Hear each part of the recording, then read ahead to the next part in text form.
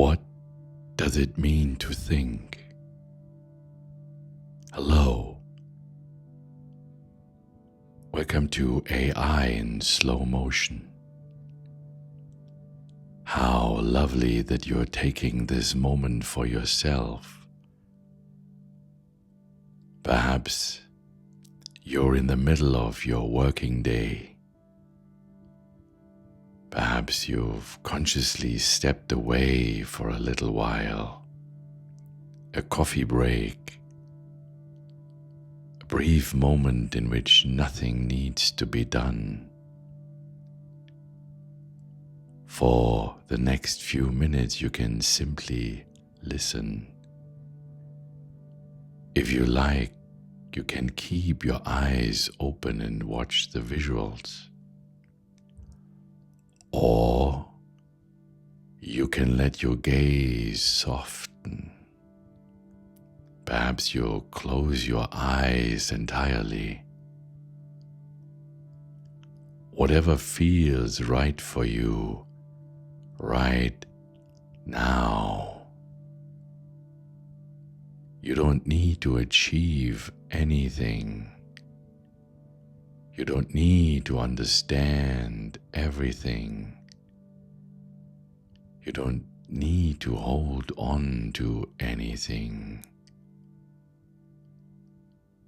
It's simply enough to be here. As you remain here, you can slowly begin to notice your breath. Perhaps you become aware of breathing in and breathing out again without changing anything. Simply noticing, and as you continue to listen, you may find that your body relaxes just a little. Perhaps your shoulders drop slightly. Perhaps your breathing becomes quieter. Perhaps you don't notice anything in particular. That's perfectly fine. You can take this moment exactly as it is. If you like, imagine that with every breath out, you let go of something, just a little. The last thought, the last conversation,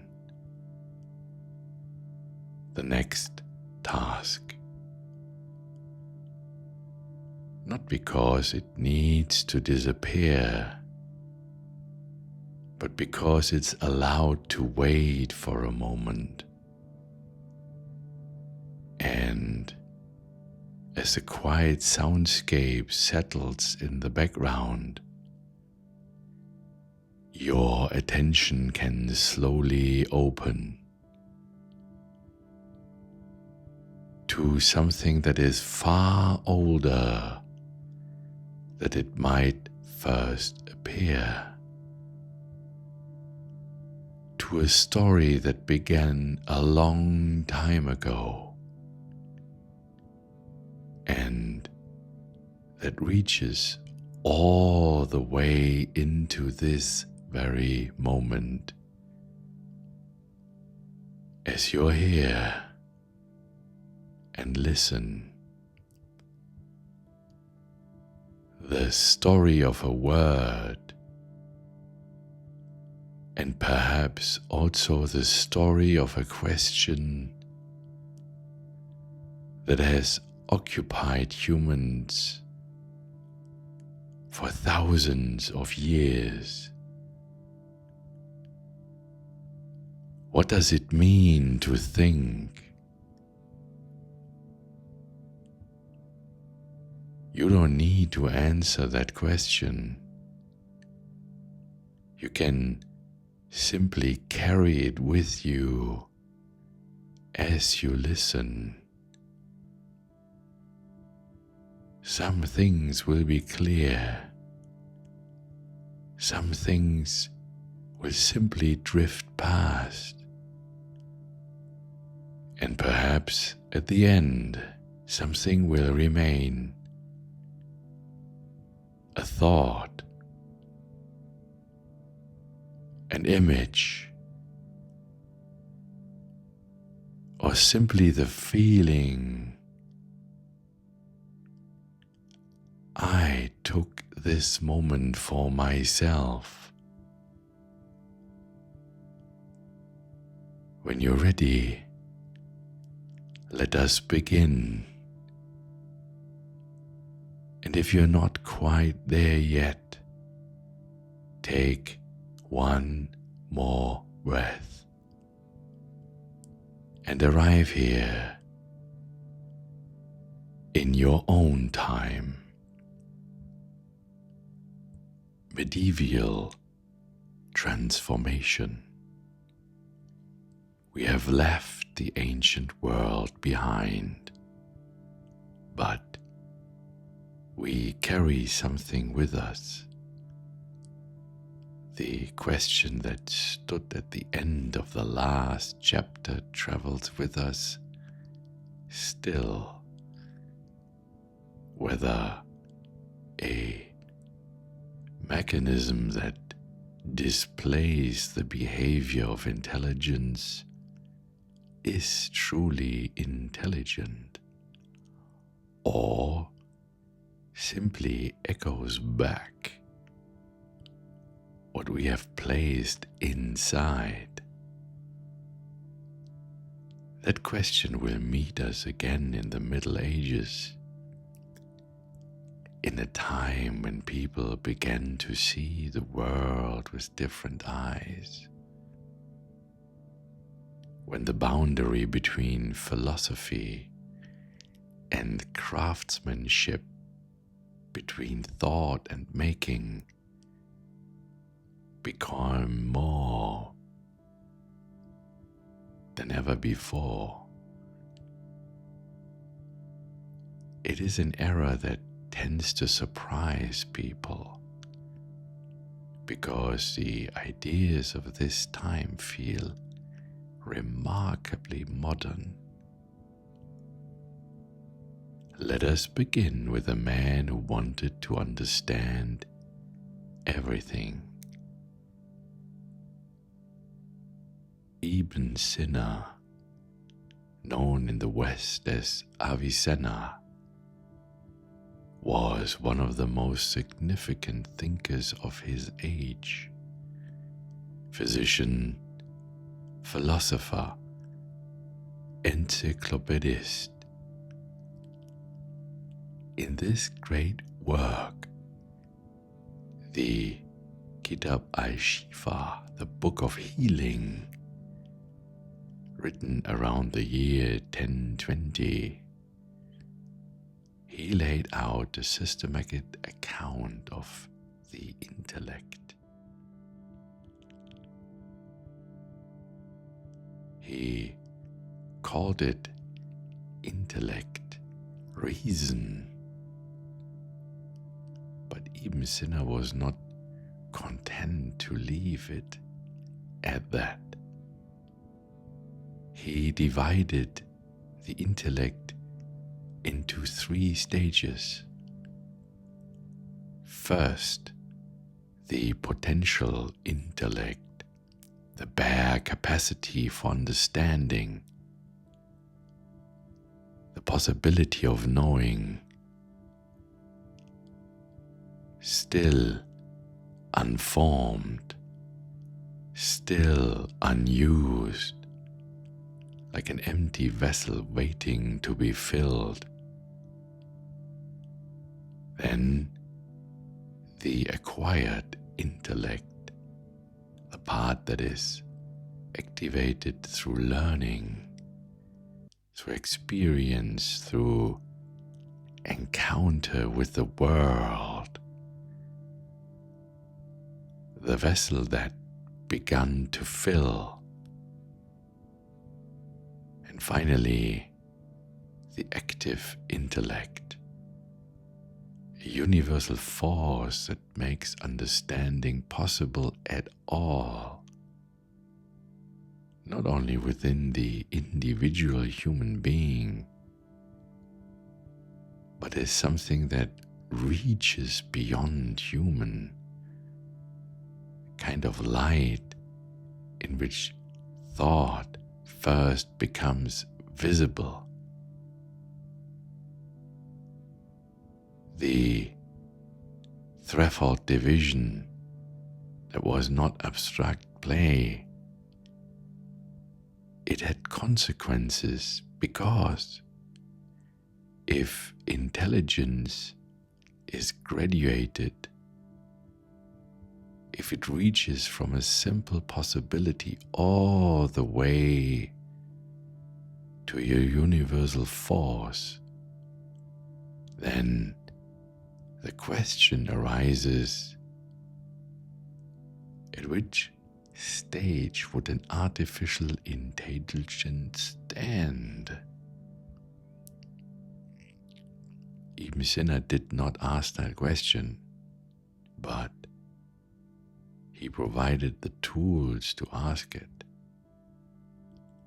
Around the same time, or shortly afterwards, an engineer named Al-Jazari was working on something quite different. Al-Jazari lived and worked in what is now southeastern Turkey. And he wrote a book that still fascinates today, the book of knowledge, of ingenious mechanical devices, completed around the year 1206. In this book, he described water clocks with programmable sequences, musical automata, mechanical servants that could offer drinks, devices constructed not merely to function, but designed in such a way that they appeared to act independently. Al-Jazari called it Sina, the art of making, the discipline that unites knowledge and technique. Imagine one of his mechanical servants, a figure of metal and wood seated on a cart. It moves, it holds tray, it rolls towards a guest and stops, as though it had decided in that moment to pause. It has not decided. It follows a mechanism, a sequence that Al-Jazari designed. But the difference between decision and mechanism, is it really as clear as we like to think? That is a question that remains with us to this day. Then the Arabic ideas traveled to Europe. In the 12th century, through translation made in Toledo and Sicily, the writings of Ibn Sina and other Arabic scholars found their way into European monasteries and universities. And there they met thinkers who were ready to take them further. The most significant among them Thomas Aquinas. Aquinas lived in the 13th century. He was a Dominican friar, a theologian, a philosopher, and someone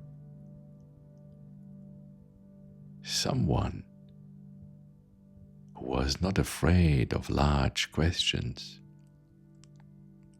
In his Summa Theologica, one of the most comprehensive philosophical works of the Middle Ages, he took up even Sinner's threefold division of the intellect and reshaped it.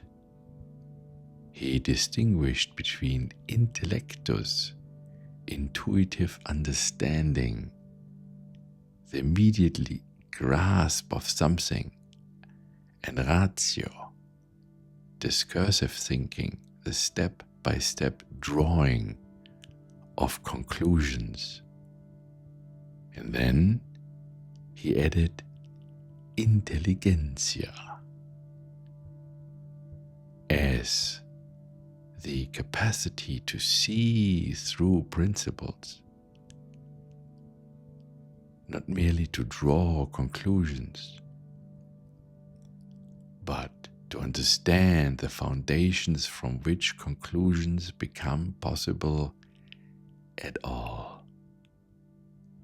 In Cicero, intelligentsia has been a practical wisdom, a shrewdness for everyday life. In Aquinas, it became something larger, a higher faculty of understanding, one that grasps universal truths and thereby reaches towards something that points beyond the human. This shift matters because it deepens the question that accompanies us throughout this entire journey. If intelligentsia now means the capacity to see through principles, can a machine ever truly achieve that? Or does it merely simulate what it does not really understand? Aquinas did not ask that question, but he prepared it. And then, there, in the Middle High German, a small detail, but worth pausing over for a moment. The word künstlich, artificial, comes from Kunst, and Kunst comes from können, to be able to know. The Middle High German, künstlich, did not mean the opposite of natural. It meant masterly, made with skill, crafted with care. Hartmann von Auer, a poet of the 12th century, uses the word in precisely this sense. Künstlich was a form of praise. But there was another side to it as well. In religious context, what was made by human hands could be seen as potentially contrary to God's order, as an intrusion into arrangement that did not belong to human beings. This tension, mastery on one side, presumption on the other, has not disappeared. It still resonates today, whether people debate the limits of artificial intelligence, whether the question is asked, is this something human beings ought to do? Is there a line that should not be crossed? In The Middle Ages did not answer that question, but it asked it. And while the philosophers were thinking, the engineers were building. Al Jazeera's water clocks with their programmable sequences were not the only mechanical wonders of their time.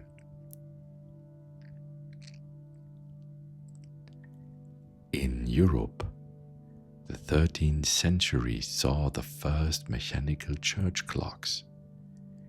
In monasteries and cathedrals, constructions of weight and gear wheels that governed regularly sequences, making the hours, ringing the bells, setting the rhythm for the day.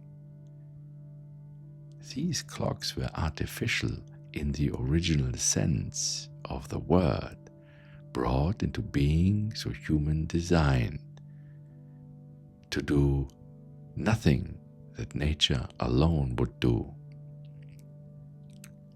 They were not thinking machines, but they were a step in a direction, the step that a craftsman takes when he asks, what can I create that moves by itself? The Middle Ages left us something that is invisible at first glance. It deepened the idea of intelligence from Cicero's practical wisdom through Ibn Sina's gradated reason to Aquinas' universal faculty of understanding. It extended the idea of artificial action from Al Jazeera's mechanical servants to the church that struck without a human hand.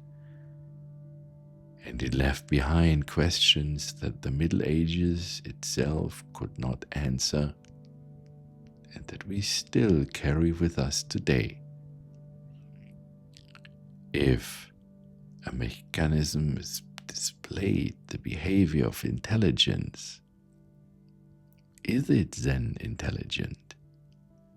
Or does it only show us what we have taught it? We will meet this question many, many times yet on our journey. It will not leave us. And that is as it should be. And here we are, at the end of this journey, or perhaps more precisely, at a point from which you can continue in your own time, with your own questions. We have traveled a long way. And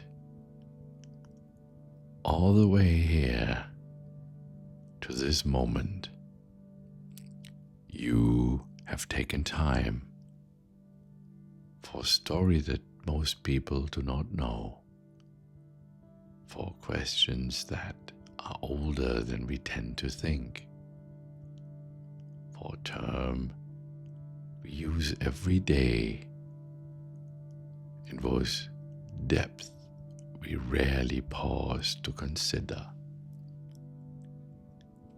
That was not a small gift. Take one more moment. If your body has relaxed a little during this time,